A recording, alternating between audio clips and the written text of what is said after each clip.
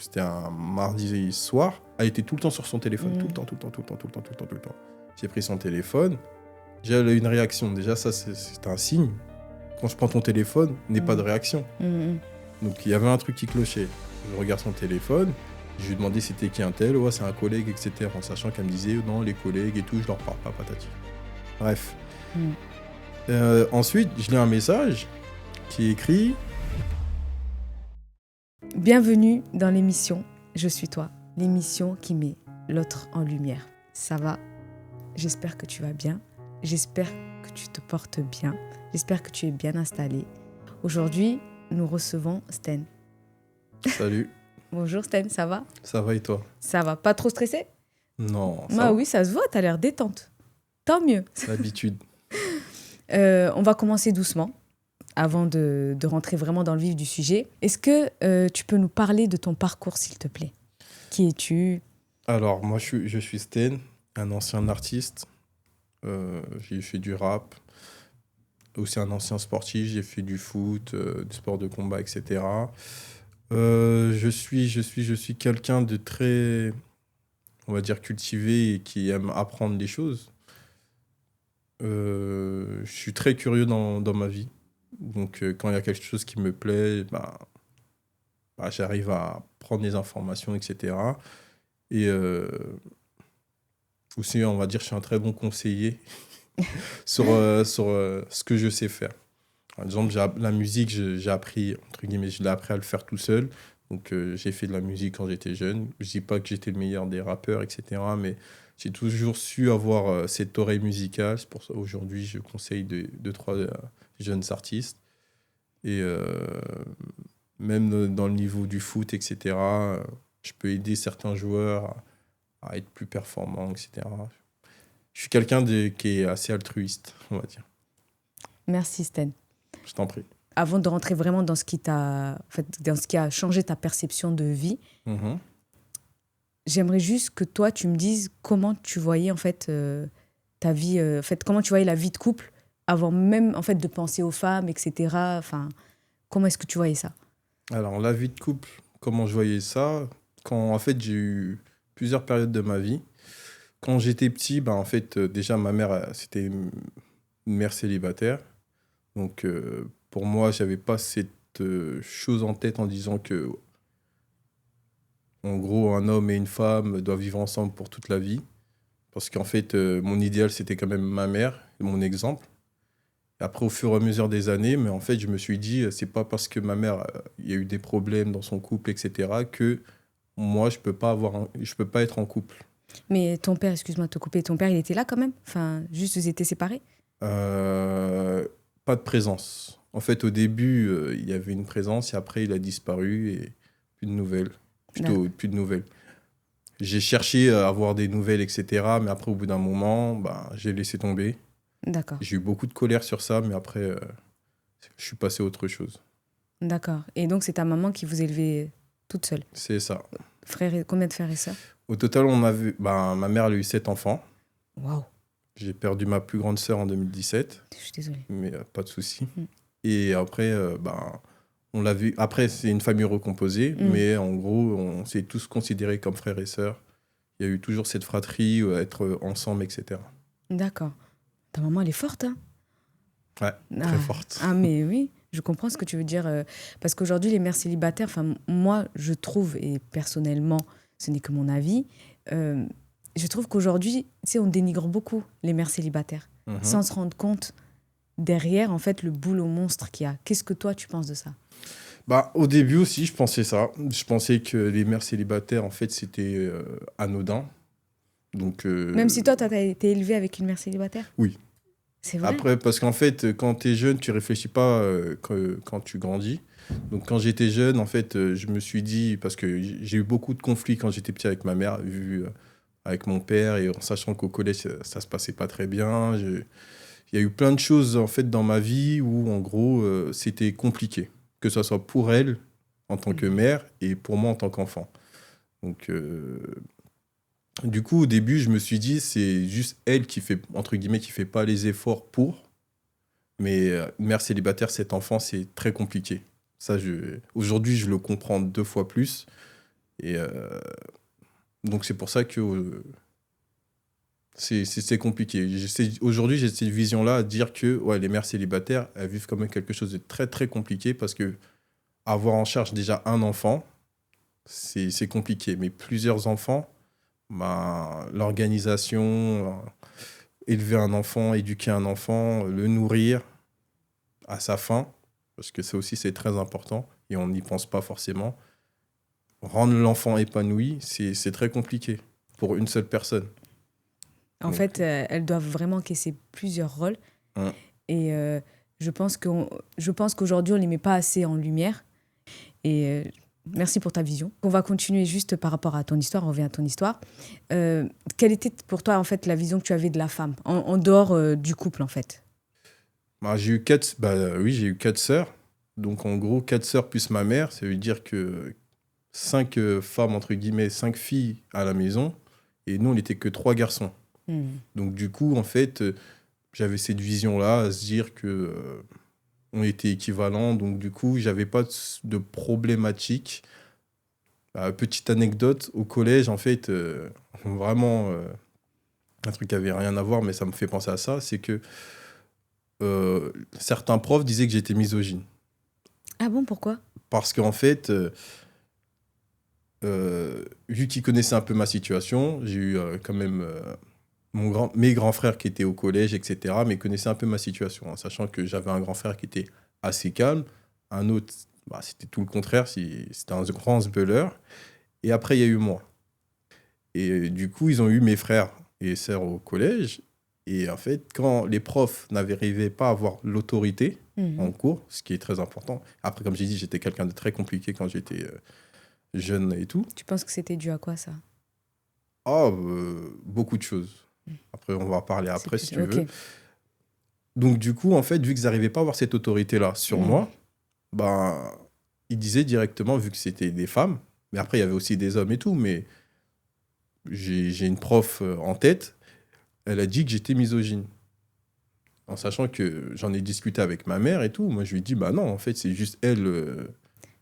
Mais c'est par rapport à une réflexion que tu lui as faite ou... Oui, parce qu'en fait, j'écoutais pas ce qu'elle me disait. Tu te rebellais. Clairement, j'écoutais pas. Je préférais faire des bêtises que écouter ses cours et tout. Mais donc, du coup, en fait, elle avait convoqué ma mère en expliquant que j'étais misogyne. Non, c'est faux. D'accord. Ma mère, elle a compris. Mais malgré que, oui, t'es au collège, t'es pas là pour faire des bêtises. Mais au moins, elle a compris que, en fait, ça avait rien à voir que ça soit une femme ou un homme. Si t'as pas d'autorité envers moi, ben, dis pas que, en gros, en fait, je méprise les femmes. Non, c'est ce qui est faux. Parce que ma mère, je la méprisais pas. Mes frères et mes sœurs, je les méprisais pas. J'ai des cousines, etc. J'ai jamais eu aucun problème envers ça. D'accord. Donc, j'ai eu, entre guillemets, avec les profs, cette tâche-là que j'ai réussi à retirer, mais parce que je faisais d'autres bêtises. Mais C'était un petit rebelle, en fait. oui, clairement. Pourquoi j'ai eu cette période-là où je faisais tout et n'importe quoi, je me battais souvent aussi au collège et tout, c'est que déjà, il y a eu l'absence d'un père, ce que aussi, aujourd'hui, je le comprends mieux. Il y a eu aussi, quand j'étais petit, je me référais beaucoup à des films comme Menace Society, Boy in the Hood, où en fait, des potes, c'est un groupe de potes. Et ça aussi, en fait, vu que pour moi, c'était un groupe de potes, il n'y avait pas de... Même si, en gros, notre groupe, on est là depuis tout petit, etc. On grandit ensemble, on se taille, etc. Mais en fait, à l'intérieur, mes potes n'étaient pas forcément bienveillants. Peut-être ils ne l'avaient pas identifié à ce moment-là, mais ils n'étaient pas forcément bienveillants. Parce que moi, j'avais des difficultés dans ma vie, avec mon père, etc. Ma mère, que des fois, qui avait beaucoup de difficultés et tout. J'étais constamment en conflit avec elle. Elle m'a déjà mis dehors à plusieurs reprises parce que je n'écoutais pas. Je n'écoutais pas à l'école, je faisais pas mes devoirs. Je suis vraiment la personne très compliquée. Mais tu souffrais peut-être. Une part, je pense que au fond de moi, oui. La colère en fait, est juste une réponse à une souffrance. Mais comme on ne la définit pas, en fait, on va poser des mots. Exactement. Et du coup, en fait, c'est là où tu vas commencer à te rebeller parce que même les gens, en fait, quand ils te voient comme ça, ils ne cherchent pas à comprendre si vraiment tu es dans la tristesse, ils vont tout de suite te cataloguer parce que tu réponds de façon, en fait, on va dire un peu, en fait, dans la violence. Mais généralement, quand on est en colère, c'est qu'on est profondément triste. La colère, c'est pas simplement on a la haine, c'est qu'il y a une profonde tristesse derrière. Oui, il y avait ça. L'absence du père surtout, je pense. Parce que tout à l'heure, tu l'as notifié. Oui, Et j'aimerais bien qu'on y revienne parce qu'il y a beaucoup de gens qui ne se rendent pas compte à quel point, en fait, un père présent, c'est tellement important. Parce que, tu sais, je pense qu'on a minimisé, surtout, enfin, nous, notre génération, tant qu'il y avait la maman, bah, en fait, un père qui soit là, qui soit pas là, mais en fait, non, un père, en fait, pour moi, c'est tellement, c'est le repère. Clairement, pour faire le jeu de mots. Autant pour les filles que pour les garçons. Et c'est vrai que pour les garçons, surtout, je pense que sans père, vous n'avez pas de cadre. Et pour nous, les filles, sans père, en fait, tous les autres hommes, on va dire, on n'aura aucune exigence vis-à-vis de eux. Ah, c'est une vision que j'avais aussi un peu. Mais sans mon père, en gros, vu que j'avais beaucoup d'attentes envers lui et il répondait jamais à ces attentes-là, donc du coup, en fait, indirectement, ça m'a beaucoup frustré. Et au fur et à mesure de ma vie, j'ai identifié ça comme je ne veux pas être ce père, ce type de père, ou en gros qui n'est pas là présent pour ses enfants, etc. Et j'ai une sœur, on a le même père, même mère. Elle avait plus d'approche envers lui.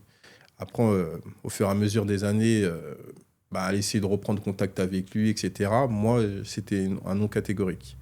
Ah, pourquoi ? Je ne voulais pas... En fait, dans ma tête, c'était identifié comme une mauvaise personne. Et c'était comme ça. J'étais très têtu aussi avant. Donc, pour moi, c'était une mauvaise personne. Donc, vu que c'est une mauvaise personne, je ne veux pas être cette personne-là. Je ne veux pas la fréquenter. La dernière fois que je l'ai vue, je crois que j'avais 20 ans, je crois, ou 21. En fait, il est venu voir ma mère, discuter, prendre des nouvelles, etc.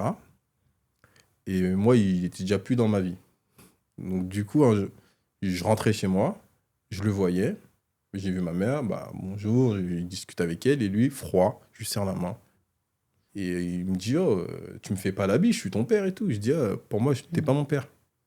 T'es une personne, t'as jamais été là pour moi, t'as jamais été présent, t'as rien fait, tu m'as même pas acheté quoi que ce soit un jour dans ta vie. Bravo. Ma mère, elle est là, elle a tout fait pour moi. Jusqu'à aujourd'hui, je suis en bonne santé, elle a tout payé quand j'avais des trucs à payer, etc. Elle a toujours été présente. Toi, ça n'a jamais été présent. C'est bien que Donc, tu pour moi, extériorisé. t'es personne. Il l'a pris comment ? Après, je suis parti. Ah. Mais ma mère m'a expliqué qu'il était en train de pleurer. Ça lui a fait du mal. Oui, mais il fallait qu'il l'entende. Ouais. Il fallait qu'il entende dans quel état il t'a laissé aussi. Ah oui, ouais.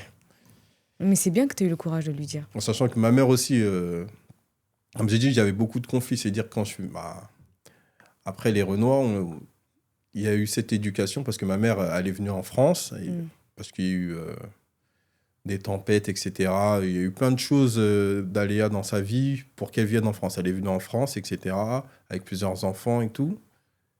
Et en gros, le modèle d'éducation, et c'est pour ça qu'aujourd'hui, je prends beaucoup d'exemples avec elle, mais cet amour que j'ai envers elle, je sais pas si... en fait, je sais même pas un jour dans ma vie si j'ai dit je t'aime à ma mère. Ah, mais est-ce que t'es pas... Et est-ce qu'elle me l'a dit, je m'en rappelle qu'elle me l'a dit 2 fois dans ma vie. Pour te dire. Parce qu'il y a cette fierté-là de ne pas exprimer ses émotions. Voilà. Et donc, quand je faisais des bêtises, elle me frappait, etc.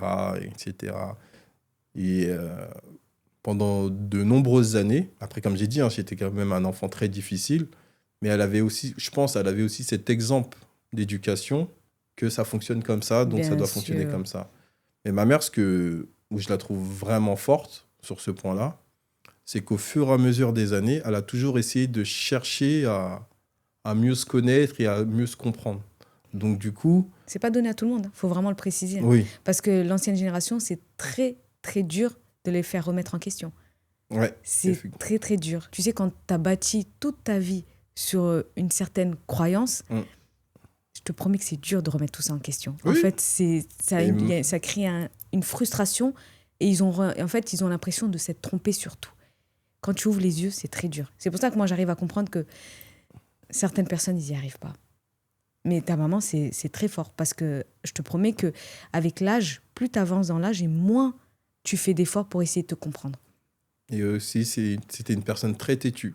En Aujourd'hui, plus, tu vois, aujourd'hui elle écoute. Et franchement, est-ce son qu'elle n'était pas évolution. fatiguée aussi? Tu sais, Après, peut-être, hein. est-ce qu'elle n'était pas fatiguée? Parce que je pense qu'il y a ça que nous, on oublie, je pense.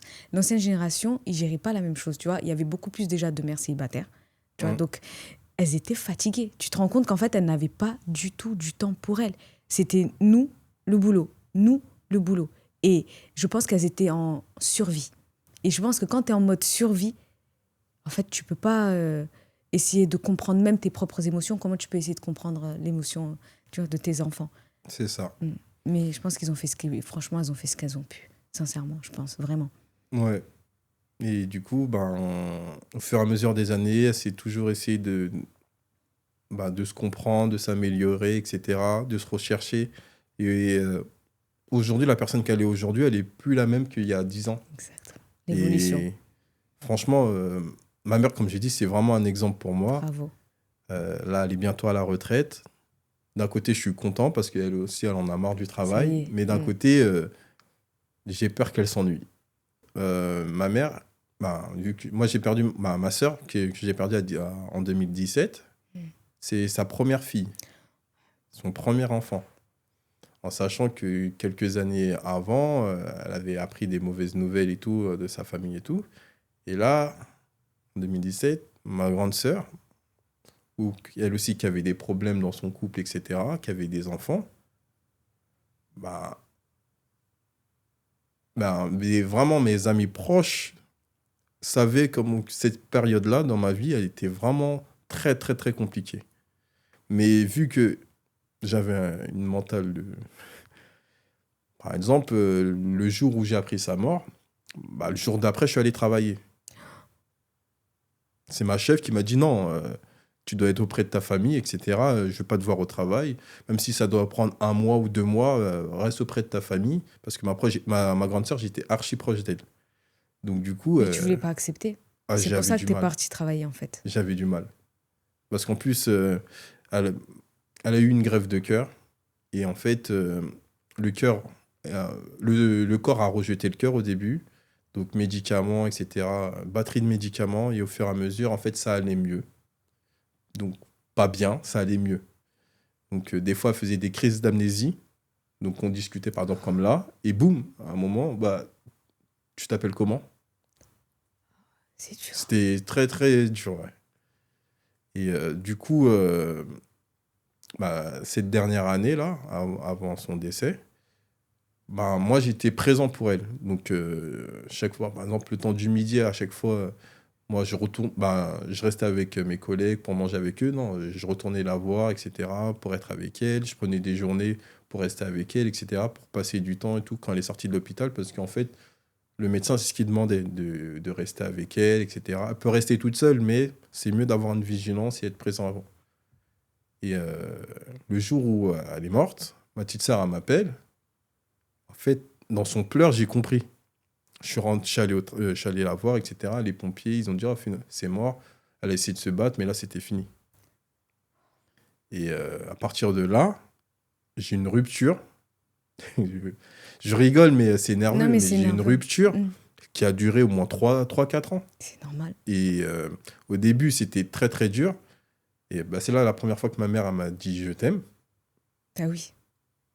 Et voir ma mère aussi triste, ah ouais, ça m'a vraiment touché. Ça, moi, parce qu'en fait, j'ai déjà perdu des potes à moi. Ça m'a affecté, mais perdre ma sœur, là, c'était très, très, très compliqué. Est-ce qu'on s'en remet? Personnellement, non. Non. Non, c'est impossible. Je dis c'est impossible, mais quand tu aimes une personne, quand tu as vraiment une attache pour une personne, qu'elle parte dans 5 ans, dans 10 ans, dans 20 ans, tu l'as toujours dans la tête. Parce qu'en fait, tu as des similitudes, t'as des... Ma soeur, elle avait des choses, des façons de faire, des choses comme ça. Mais en fait, ça va rester gravé dans ta tête. Et quand tu vas voir une autre personne faire, par exemple, la même chose qu'elle avait fait, bah, en fait, tu vas directement penser à elle. Et donc, du coup, c'est compliqué. En sachant que, comme j'ai dit, elle avait des enfants. Oui, c'est très compliqué. Mais bon, du coup, ça, c'était la première fois où ma mère m'avait dit je t'aime, ou en tout cas, j'arrive à identifier. Après, plus tard dans la vie, etc., bah, quand j'ai eu la rupture avec la mère de mon fils, c'est là qu'elle me l'a dit la deuxième fois. On va y venir. On Ouais. va y venir on va rentrer. Mais je voulais juste qu'on finisse avant cette partie où, en fait, moi, j'ai vraiment l'impression que tu es quelqu'un aussi qui prend énormément sur toi. Oui, Et j'ai vraiment l'impression aussi, peut-être que c'est ce rôle qu'on t'a donné. Je sais pas comment je pourrais l'exprimer, mais peut-être qu'il y a un moment donné où tu t'es dit, en fait, je dois toujours être fort. oui. Et j'ai pas le choix. Et c'est comme ça. Et c'est peut-être pour ça que tu es parti travailler le lendemain. Par exemple, comme je t'ai dit, quand j'étais petit, mes idéaux, c'était dans les films dans Boy and the Hood, Mm. etc., des groupes de potes qui se taillaient, etc. Et comme j'ai dit, j'avais des potes qui n'étaient pas forcément bienveillants. Ça, je leur avais jamais dit. Ils n'ont jamais été forcément bienveillants. Ils ont essayé de faire des choses bien pour moi, mais il y a des fois, ils ont été maladroits, ils ont dû faire des choses qui m'ont blessé.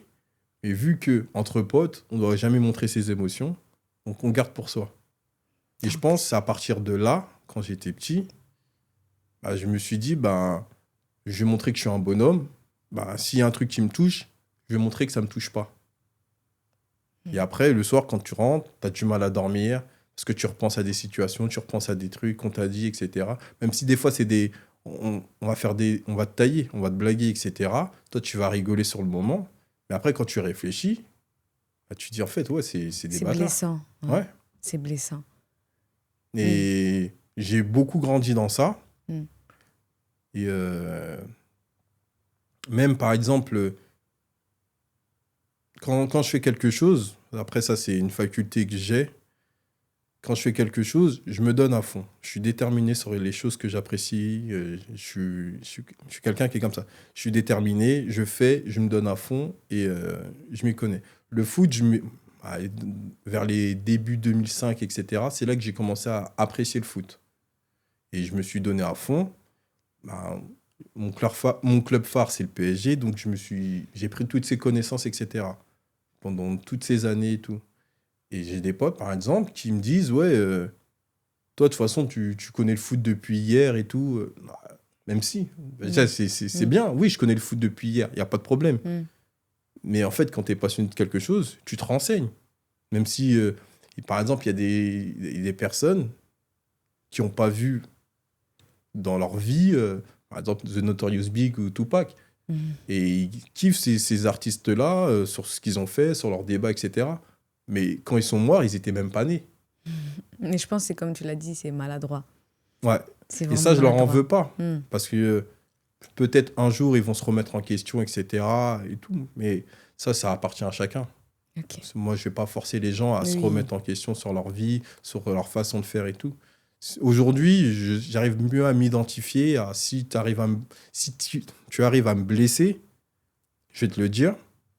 Si tu continues, ok, d'accord, pas de problème, vas-y.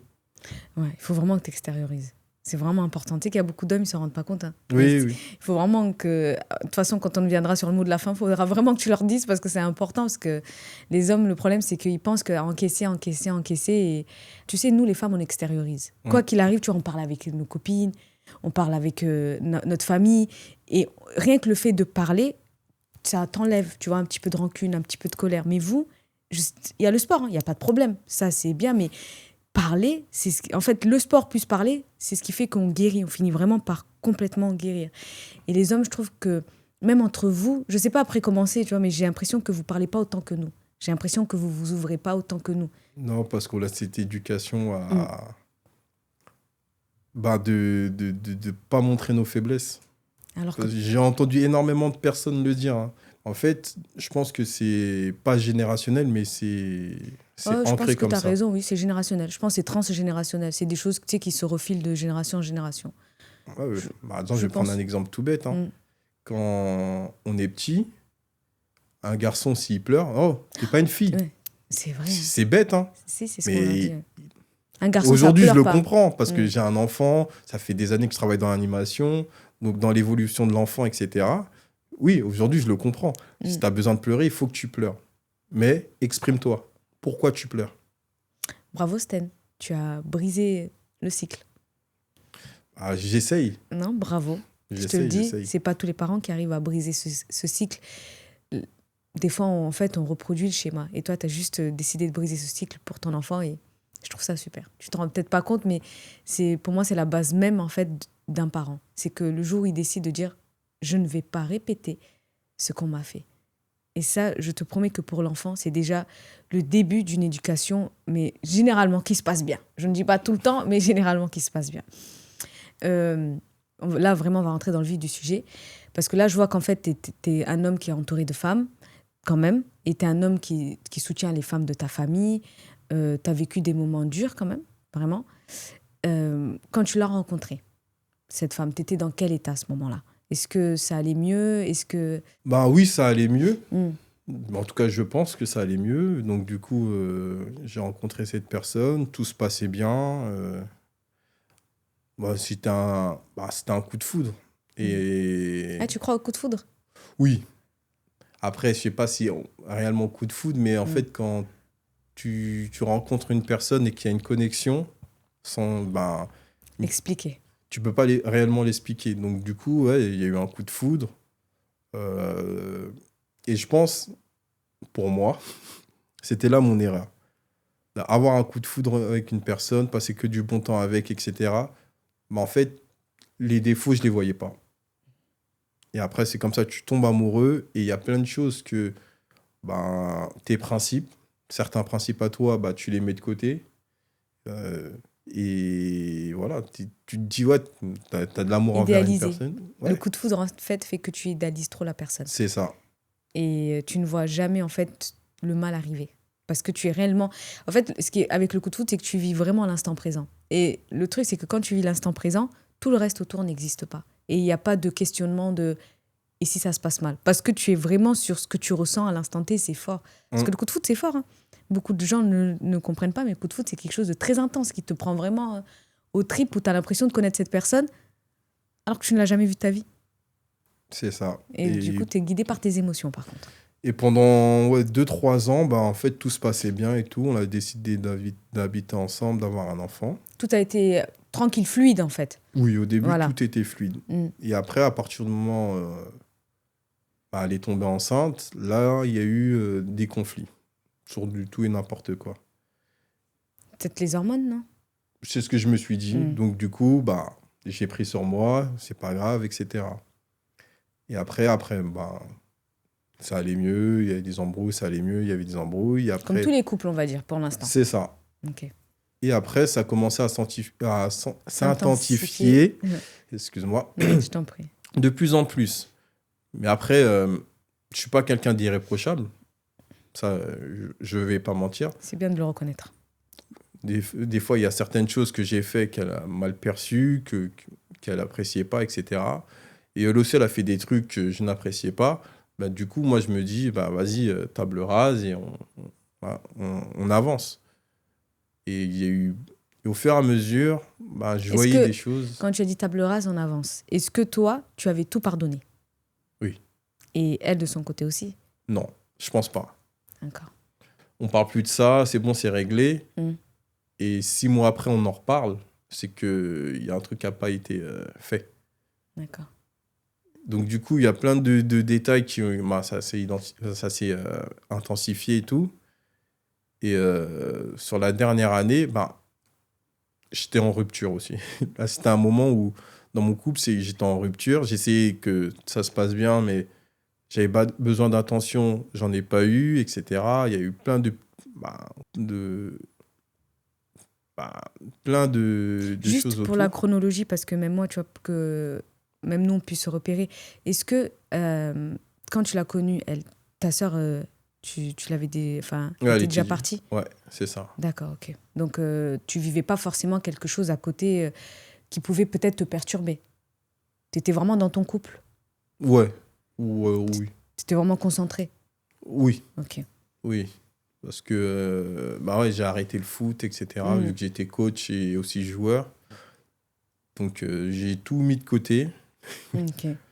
Et ça, c'était très, très dur de ma part. Bah, c'est là que j'ai commencé à grossir. Mais pourquoi est-ce que tu as arrêté? Est-ce que tu Pour penses ton donner couple du est en temps. couple? Ah, Pour donner du temps. Parce que pour moi, le foot, c'est vraiment une passion. C'est vraiment quelque chose que j'apprécie énormément. Le coaching et jouer au foot. Avant, j'étais nul au football. Même quand j'étais en club, j'étais en équipe 5 avec plein de potes à moi. Mais on passait du bon moment. Jusqu'à... Je suis parti pour des raisons... tu pouvais pas combiner les deux? Tu pouvais pas, ton couple et quand même passer du bon temps au foot? Parce que pour moi, ça, c'est important. Bah, en C'est une fait, vu qu'elle a activité. identifié, elle m'a dit qu'en gros, elle voulait pas que je passe plus de temps avec elle. Bah, de base. Je travaillais du mardi au samedi. Ok. Oh, déjà. Ouais. Mm. En sachant que le vendredi, je terminais en moyenne à 23h. Mm. Et le samedi, je travaillais de 13h30 à 17h30. Ensuite, le foot, j'y allais lundi, mardi, mercredi, jeudi, vendredi, samedi, dimanche. Déjà tous les soirs de la semaine, Ouais, t'étais pris. j'étais au club. Parce que j'avais, à cette époque, j'avais les U16, j'avais les féminines, et il y avait moi qui jouais. Donc du coup, j'avais plus de place. Et en sachant que le samedi matin, des fois, j'ai aidé le club à arbitrer ou à coacher des équipes. Le dimanche matin, je jouais. Et le dimanche après-midi, c'était mes jeunes qui jouaient. Et des fois, je restais un peu plus parce qu'en fait, il y avait les matchs des seniors. Mais ouais. Tout ça, après le Ouais, t'étais lundi, vraiment pas entraînement. disponible, hein. Ouais. Parce Et que- là, elle était déjà enceinte ou pas encore? Vous Mais en aviez fait, déjà quand j'ai l'enfant? tout arrêté, ouais, c'était après le Covid. Juste après le Covid. Mais après, il y avait des choses qui n'allaient pas dans le club. Mm. Ça m'a facilité à le À le quitter. quitter. Mais oui, après le Covid, ouais, c'est là qu'elle est tombée enceinte. Bah, Donc, elle n'était pas encore enceinte quand tu n'étais pas disponible. c'est ça. Ok. Donc, je me suis dit, vas-y, je vais arrêter le foot, prendre plus de temps dans mon couple, etc. Après, patati patata. Hein. Et vers la fin, ouais, il y a eu de plus en plus d'embrouilles, surtout et de n'importe quoi. Alors que tu prenais... Là, en fait, on va dire, tu as arrêté le foot, donc tu étais priorité... Enfin, t'as mis en priorité ton couple, Ouais, et ça allait pas mieux. ouais, et il y avait pas on passait pas énormément de temps ensemble. Mais pourquoi? Sachant que Les agendas ne correspondaient pas forcément. Donc, Donc, du coup, c'est elle, finalement, qui était occupée? oui. Oui, oui, c'était très compliqué. Ah ouais. Mais comme j'ai dit, quand tu es amoureux, il y a plein de choses que tu ne vois pas. Et après, quand j'ai décidé d'arrêter le couple, parce que c'est moi qui ai décidé le truc, quand j'ai décidé que c'est bon, là, j'en peux plus, c'est bon, prends tes affaires, casse-toi. Mm. Ça, à ce moment-là, là, c'était... j'ai pas réfléchi à comment je vais faire après, parce que en fait, mon fils, il avait 2 ans. C'était avant l'été. Et vu que à cette époque, j'étais animateur, et je partais en séjour, Mais est-ce qu'il et n'y a là, elle pas avait ce truc accouché. aussi, tu sais, les couples, ils disent toujours que quand il y a le premier enfant, il y a le test vraiment du couple. Est-ce Mm. que c'était pas ça aussi que vous viviez? Aujourd'hui, peut-être, Oui, parce que j'arrive à prendre du recul. oui. Si, c'était... au début, c'était compliqué, mais on arrivait quand même à bien s'occuper de l'enfant, de mon fils. Et si, je pense que c'était vraiment quelque chose de... Parce que quand toute ta vie, tu n'as jamais eu quelqu'un à t'en occuper, et être parent derrière, c'est compliqué, en sachant qu'il y avait le Covid. Parce que cette période-là, on n'en parle pas énormément. Plutôt, on n'en parle plus. Mm. Mais c'était une période très compliquée Bien aussi, sûr, le Covid. autant ça a séparé beaucoup de couples et ça a créé beaucoup de couples aussi. Aussi. Mais il y a beaucoup de couples qui se sont énormément séparés, en fait. À vivre enfermés au quotidien, en fait, tu voyais vraiment le vrai visage. C'est ça. Moi, ça va, j'ai pas eu trop de Mm. problèmes sur ça. Mm. Puis je venais d'emménager, donc du coup, ça allait. Mais ouais, non, c'était le après. Le Ok. après Covid et tout. Ouais, après le Covid, après la rupture, j'ai pas pensé, en fait, que, en gros, après, Moi, j'avais déjà identifié, si on se quitte, bah, je garde l'enfant. Je vais tout faire pour garder. J'ai pas envie d'avoir dans ma tête d'avoir cette image que mon père m'a laissée. Donc, avant même, en fait, que vous pensez à la séparation, toi, tu te disais, demain, si je me sépare, c'est sûr, je demande la garde. Ouais. Ok. Parce que je voulais pas qu'en gros... C'est pas courant, ça. Ouais. Pas courant. Je suis différent. Et ça, tout le monde le sait. Mais oui, c'est vraiment pas courant. On me prend pour un fou. C'est un de mes surnoms, l'homme fou. Moi, je te trouve pas si fou que ça, mais... Non, mais après, parce que là, on parle de choses sérieuses, mais après, des fois, j'ai des raisonnements qui peuvent être différents de la population, entre guillemets. Tu sais ce qu'on dit des fous, hein. Généralement, on dit que c'est les plus conscients. Généralement, c'est ce qu'on dit. Mais pour revenir, donc toi, tu lui dis, on se sépare. Mhm. Elle, comment elle le prend? Au début, pour elle, c'était pas Envisageable. C'était pas vrai. Donc, du coup, moi, je lui ai dit, parce que c'était le soir, parce qu'on s'était embrouillé de ouf et tout. Et moi, je lui ai dit, tu prends tes affaires, tu te casses. C'est bon, c'est fini. Elle y croyait pas. Après, j'ai dit, tu sais quoi, vas-y, je vais être gentil. Je te laisse dormir. Mais demain matin, tu prends tes affaires, tu te casses. Tu peux appeler la police, etc. C'est moi qui vais te mettre dehors. Ok. Après, j'ai eu des erreurs, hein. Comme j'ai dit, j'ai fait énormément d'erreurs. Je suis pas parfait. Après, même dans les messages, j'ai envoyé des messages pas corrects, etc. Oui, parce que vous étiez tous les deux dans la colère. Ouais. Elle aussi, elle devait t'en vouloir. Oui. Mais elle, moi, j'ai juste une question, parce qu'elle, elle envisageait pas. Pourquoi est-ce qu'elle, elle envisageait pas de se séparer? Ça veut dire que, est-ce que pour elle, en fait, tout allait bien? Non, ça allait pas forcément bien. Mais je sais pas. Ça, Tu là, as jamais réfléchi? Non. Bah ouais, parce que tu vois, moi, en fait, quand tu me racontes ton histoire et que tu me dis pour elle, en fait, c'était pas envisageable, c'est que peut-être que, tu vois, vous aviez pas la même approche de votre couple. Peut-être c'était des hauts et des bas, que vous embrouillez souvent, mais dans sa tête, elle comptait pas du tout, tu vas partir. Et que peut-être toi, t'en avais marre de ces hauts et des bas, et comme tu as dit, il y avait des mensonges, de la manipulation, etc. Je pense que tu es arrivé à un point de rupture qui a fait que tu as agi sous les émotions, et qu'en gros, tu lui as dit de partir. Quand tu lui as dit c'est fini, tu l'aimais plus, ou c'est parce que... Non, c'est pas l'amour. Mais en fait, non, c'était la goutte d'eau. C'est pas l'amour. Tu l'aimais encore Je l'aimais quand encore. tu lui as dit c'était fini. Ouais. Et aujourd'hui, tu l'aimes encore? Non. Là, aujourd'hui, maintenant, non. D'accord. Là, ça s'est estompé. Et si tu l'aimais encore, tu penses vraiment que vous aviez tout essayé à l'époque, maintenant avec le recul? Est-ce que tu penses... Non, il y a des points de rupture. Là, il y a des choses que tu ne peux pas faire avec moi. Il y a des choses que tu ne peux pas faire. En fait, il y a des choses, non, tu peux pas. À partir du moment où c'est comme si je te mets 3 choses à ne pas faire dans la vie. Si tu les fais, tu brises toute relation avec moi et t'en fais une. Et qu'est-ce qu'elle a fait? Enfin... Elle m'a trompé. Ah, d'accord. En fait, ce qui s'est passé, c'est que c'était un mardi soir. Parce que la semaine avant, elle était tout le temps sur son téléphone. Tout le temps. J'ai pris son téléphone. Déjà, elle a eu une réaction. Déjà, ça, c'est un signe. Quand je prends ton téléphone, n'aie pas de réaction. Donc, il y avait un truc qui clochait. Je regarde son téléphone. Je lui ai demandé c'était qui un tel. Ouais, c'est un collègue, etc. En sachant qu'elle me disait non, les collègues et tout, je leur parle pas, patati. Bref. Ensuite, je lis un message qui est écrit je t'invite à boire un verre à un hôtel. Ah. Je dis, ah bon, tu fais ça à toi et tout. Mais non, et tout, c'est une blague, patati patata. Un peu plus bas, il y a écrit, tu veux que je prenne quel cap? D'accord. Après, impardonnable. Ouais. Pour toi, en tout cas, c'était impardonnable. Ouais, non, D'accord. Et c'était ça le point de rupture. Ouais. Et là, elle me disait, non, mais non, j'allais jamais le faire et tout. En sachant qu'elle me disait qu'elle allait chez sa sœur, sans mon fils, le week-end, le dimanche. Et moi, je lui ai dit, bah vas-y, tu quittes chez moi, va voir le mec. Lui, il va t'héberger, lui, il va vivre avec toi et tout. J'ai envie d'aller boire un verre avec lui. Vas-y. Moi, j'ai jamais fait des trucs comme ça. Et tu me dis, D'accord. non, c'est pas possible. Et du coup, le matin, en gros, elle voulait pas partir, etc. Elle voulait prendre l'enfant. J'ai dit, non. Mais toi, t'étais... Ouais, j'étais catégorique. Hein. Mais est-ce que c'était pas sous le coup de l'émotion ou t'étais vraiment catégorique ou tu... Les deux.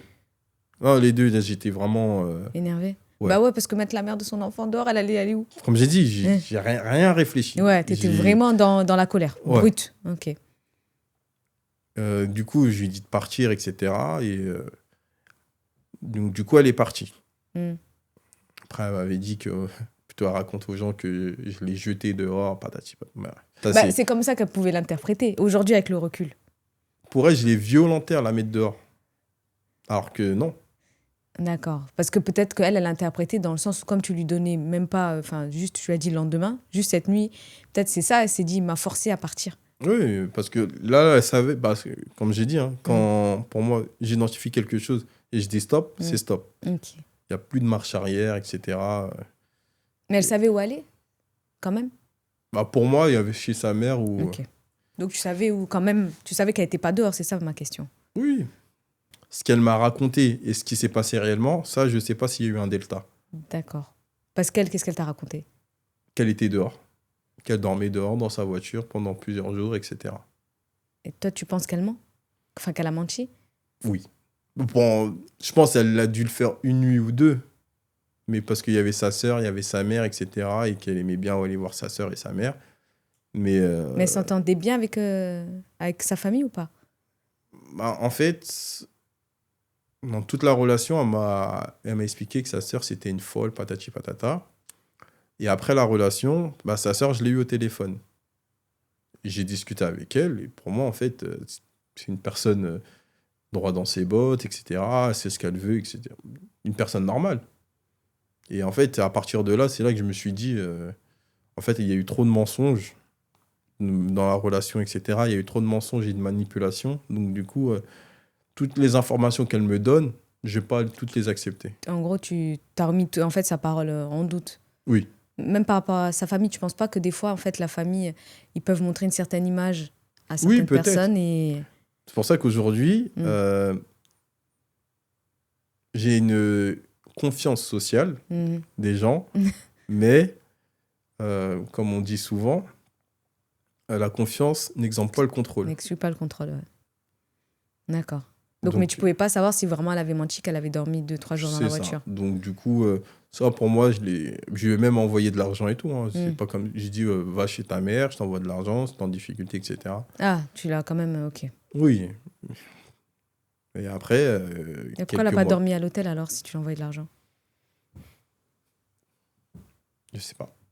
Ok. Après ça, qu'est-ce qui s'est passé? Une fois qu'elle t'a dit oui, je dormais dehors, etc.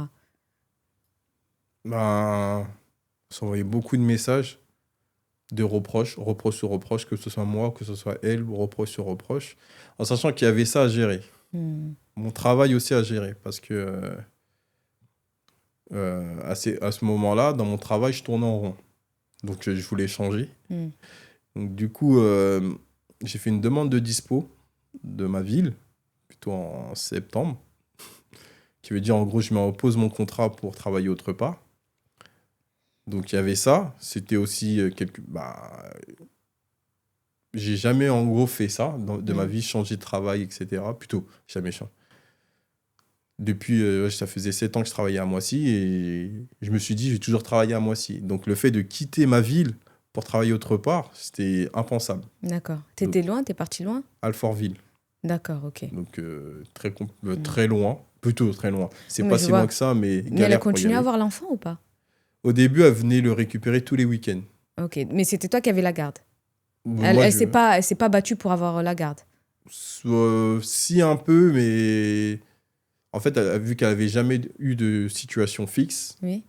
Donc à chaque fois, elle travaillait 2-3 mois, elle changeait de travail, elle était au chômage, elle retravaillait 2-3 mois. Elle n'avait jamais eu de situation fixe. Donc du coup, je pense que ça s'est fait naturellement. Ok. Le fait que moi, j'avais une situation, elle je a suis fonctionnaire. accepté pour son fils. C'est ça. Ok. Donc au début, elle le prenait tous les week-ends. Après, moi, j'ai dit non, stop. Pourquoi? Moi, au bout d'un moment aussi, je dois passer un week-end avec mon fils. Je le vois la semaine, mais je ne prends pas de temps avec lui. Oui, parce que la semaine, c'est faut te doucher, il faut aller à l'école, faut nanana. C'est ça. En fait, tu fais ça, oui. Et donc, un week-end sur 2, tu t'as proposé? C'est ça. Un week-end sur 2, la moitié des vacances. Elle ne voulait pas.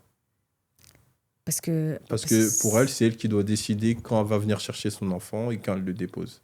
Mais ça veut dire qu'elle le voyait que 2 fois dans le mois. C'est peut-être pour ça aussi. Oui, mais si tu avais La semaine, elle pouvait pas le voir la Après, semaine? moi, je suis quelqu'un. Je suis OK si tu me dis, vas-y, on va passer au tribunal. Le Mm, tribunal dit que c'est la mère qui garde l'enfant. OK, il n'y a pas de mm. problème. S'il y a un truc fixé, ouais, si l'institut dit, ouais, bah, la mère elle peut garder l'enfant, elle garde l'enfant, OK. D'accord, moi, je suis d'accord avec ça. Fait. Oui, parce qu'elle savait qu'elle n'avait pas les moyens. Mais moi, je trouve qu'avant d'arriver, tu vois, jusqu'au tribunal, ce qui est dommage pour certains parents, c'est que on devrait essayer, nous, de nous accorder, tu vois, d'abord. Et Mhm. peut-être qu'elle, elle s'est dit, comme C'est elle savait qu'elle n'avait pas la situation. c'est ce que je voulais faire, Mm. mais ça s'est jamais passé comme. Mais ouais, parce que là, après, peut-être qu'elle s'est... Attention, moi, je te donne juste une autre perception. Hein. Mhm. Mais peut-être qu'elle s'est dit que le voir que 2 fois. Pourquoi elle venait pas la semaine? Le récupérer, l'emmener à l'école? Par exemple, des trucs comme ça. Parce qu'elle peut pas le quitter, elle peut pas le prendre à l'école comme ça. Ah bon? C'est toi qui avais l'autorité? Oui, mais en fait, elle peut venir le Oui. récupérer, mais si elle le récupère, parce qu'elle est restée à Troyes, parce que Mm. sa famille, elle habite vers Troyes et Ah tout. oui, donc vous étiez pas à Donc, côté. Déjà ça. elle va le récupérer, Mm. et elle le récupère, il sèche l'école, c'est moi qui vont appeler. Non, je te parle, le chercher à la sortie de l'école, passer du temps avec Ah! lui. Oui, mais c'est, C'est comme pour j'ai ça que je dit, te un dis en problème semaine. d'organisation. Elle n'arrivait Ok. pas à s'organiser. Et ça a toujours été. Ok. Problème d'organisation, en retard, etc. Il y a toujours. Mais ça aussi, je n'avais pas identifié. Si j'avais déjà identifié ça dès le début, bah, je me serais posé d'autres questions. Mm. Pourquoi une personne est tout le temps en retard? Et pourquoi elle ne sait pas s'organiser? Est-ce que je vais faire ma vie avec une personne qui ne sait pas s'organiser? Je ne dis pas que je suis la personne la plus organisée de ma vie, mais je n'apprécie pas le retard. Je fais tout. Je peux être en retard, mais je fais tout pour arriver à l'heure à mon travail.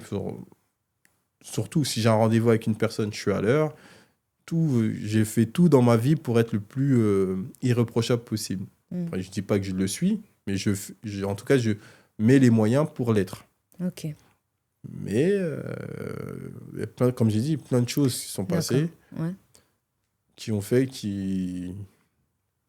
qu'en fait, qui n'y allait pas. Après, Quand tu as dit, bon, c'est bon, maintenant je passe un week-end sur 2, enfin, je veux voir mon fils elle quand voulait même. pas au Oui. début. Après, au fur et à mesure, ça s'est fait. Après, pendant un mois et demi, elle le récupérait pas. Après, comme j'ai dit, je suis quelqu'un d'assez de bonne foi. Mm.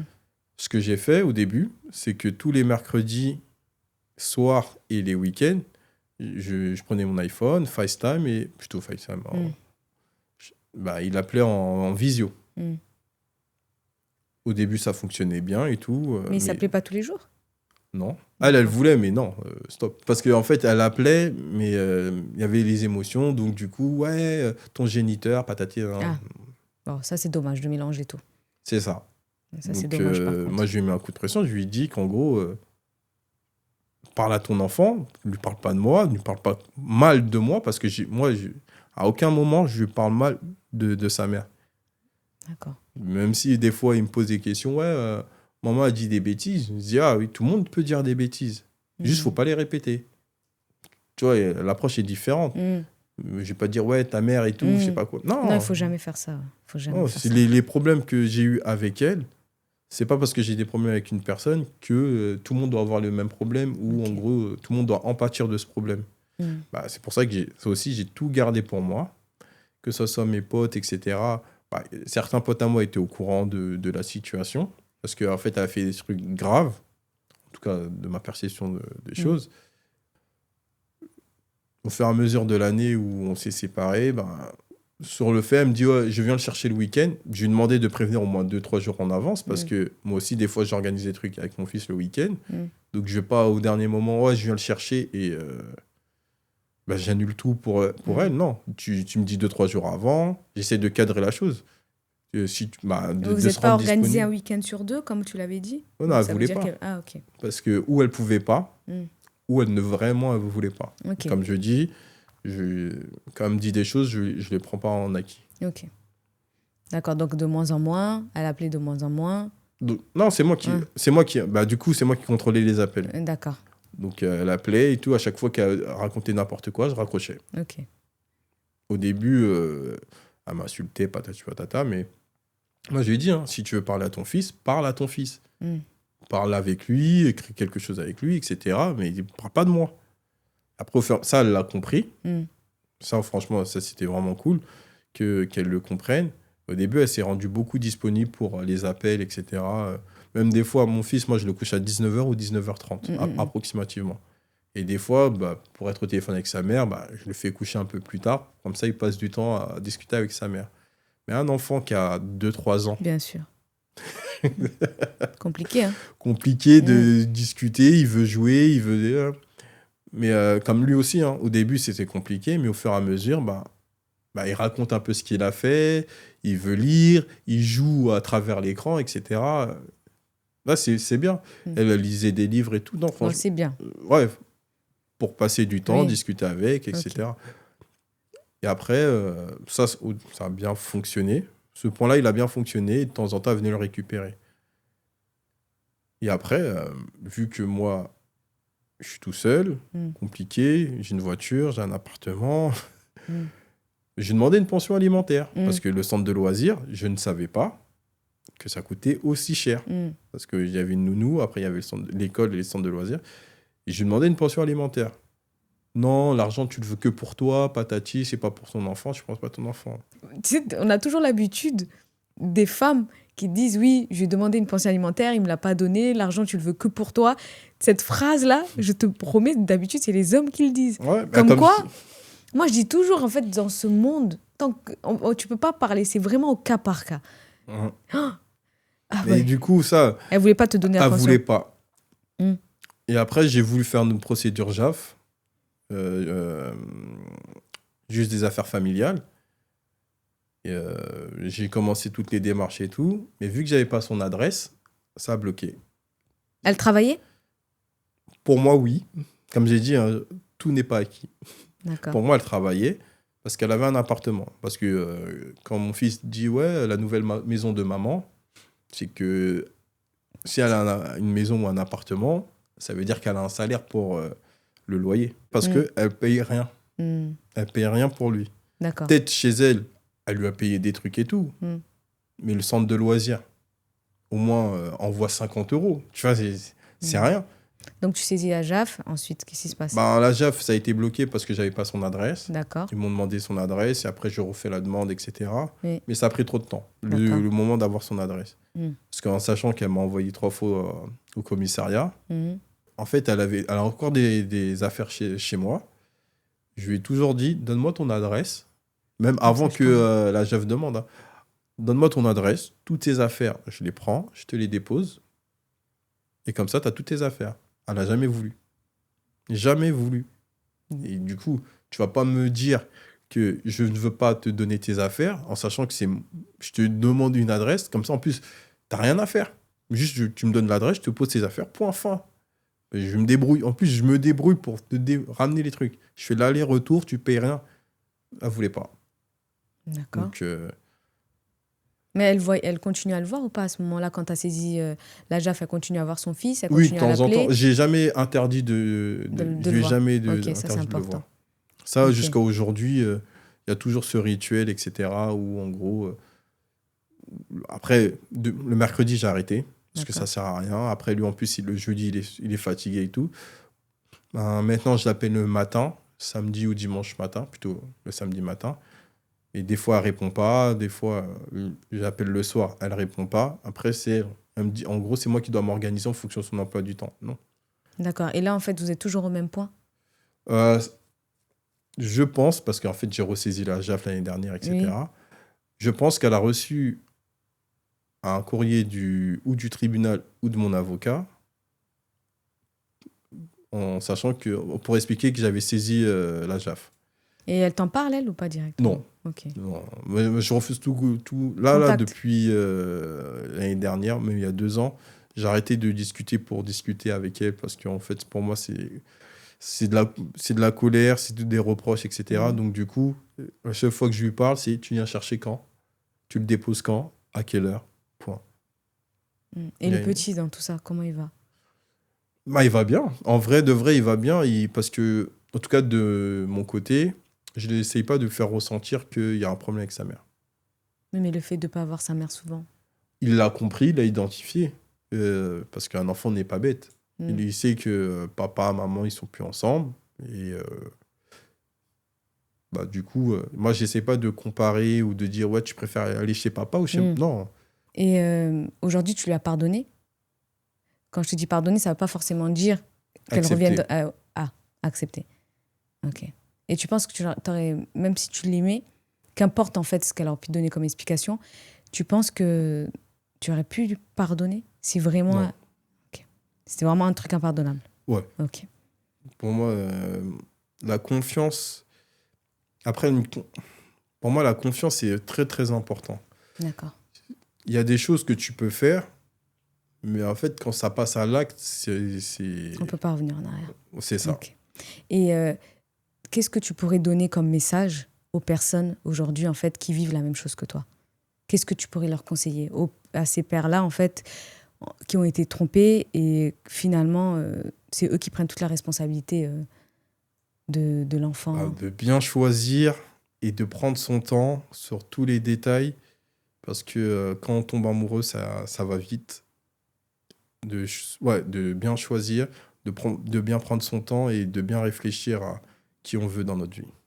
Merci en tout cas, Sten. Merci pour aujourd'hui. Merci pour le partage de ton histoire. Et moi, si j'ai juste une chose à rajouter, je pense qu'il n'y a pas vraiment de meilleure décision. Là, en fait, on ne sait pas vraiment, en fait, même le choix, parce que tu as dit, je pense que de bien choisir, mais on ne sait pas. C'est-à-dire que tu sais, quand tu tombes amoureux, finalement, le vrai visage d'une personne, tu la vois beaucoup plus tard. Parce que quand tu es, comme tu as dit, dans l'aspect de l'amour, tu ne vois pas, parce que tu essaies de voir que le positif, et ce qui est complètement normal. Mais là où vraiment, pour moi en tout cas, je te tire mon chapeau, c'est que tu as essayé vraiment de faire la part des choses. C'est-à-dire, tu as compris que c'était la maman de ton fils et que toi, tu as tout fait pour garder ce lien-là, que c'est la maman de ton fils, et que tu n'as pas forcément... J'ai bien aimé quand tu as dit « je ne l'ai jamais critiqué devant mon fils ». Parce que beaucoup de parents, c'est ce qu'ils font. Et malheureusement, ils intègrent, ils ne se rendent pas compte, mais c'est comme s'ils mettaient une puce dans la tête de leur enfant et que cet enfant, en fait, il va grandir avec juste un gros trou simplement parce qu'un des parents n'a fait que se plaindre de l'autre parent. Donc sur ça, franchement, c'est très bien. Et j'avais juste aussi une chose à rajouter pour vous qui nous regardez aujourd'hui. En fait, c'est vous qui décidez réellement de ce que vous pouvez pardonner ou pas. Ça ne veut pas dire que vous devez tolérer, surtout parce que vous avez fait un enfant. Comme Sten, dans son cas-là, c'est pas parce que vous avez fait un enfant que vous devez tolérer. Si ça vous fait mal, ça vous fait mal. Vous devez laisser le temps agir. Vous devez laisser le temps faire. C'est tout. Ne vous précipitez pas parce que vous dites il faut que je garde ce foyer, il faut que je garde, parce que si vous êtes dans la rancune et que vous restez dans ce foyer, comprenez bien que c'est l'enfant qui va en pâtir. C'est l'enfant qui va payer les conséquences.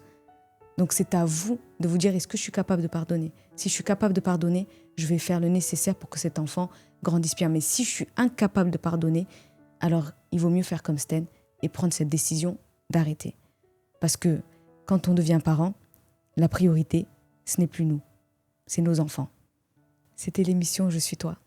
Merci de nous avoir suivis. Prenez soin de vous.